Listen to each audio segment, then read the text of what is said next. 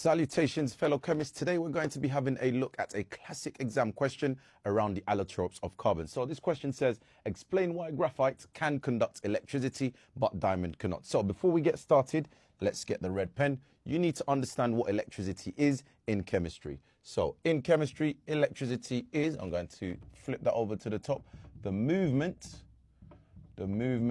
of charged particles. So when you are answering these questions, you need to ask yourself, okay, it's asking me about electricity, but what are the charged particles that I need to think about? In ionic bonding, you will talk about ions, but we're not looking at ionic bonding.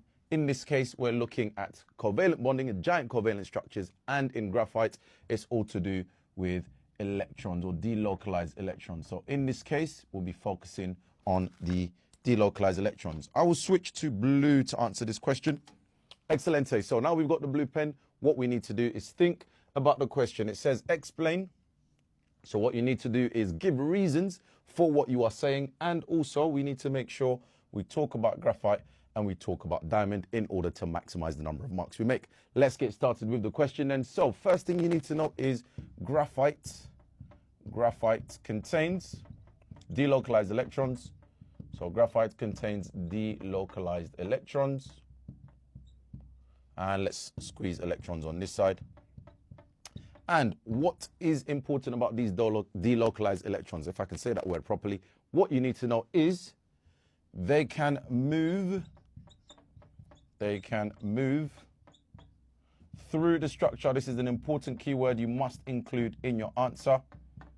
Through the structure and carry charge. Okay, if you do not say the word through, you won't pick up the marks in the exam. And then the last thing we need to make is a comment about diamond. So what can we say about diamond?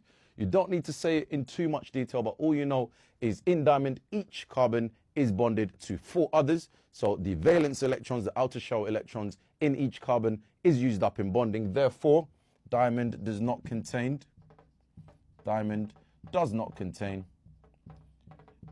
any delocalized electrons.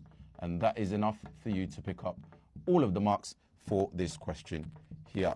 So that is it for the video. Make sure that you like and you drop a comment in the comment section below. Check out our chemistry, my resources as well, and I will see you in the next video. Ciao, ciao.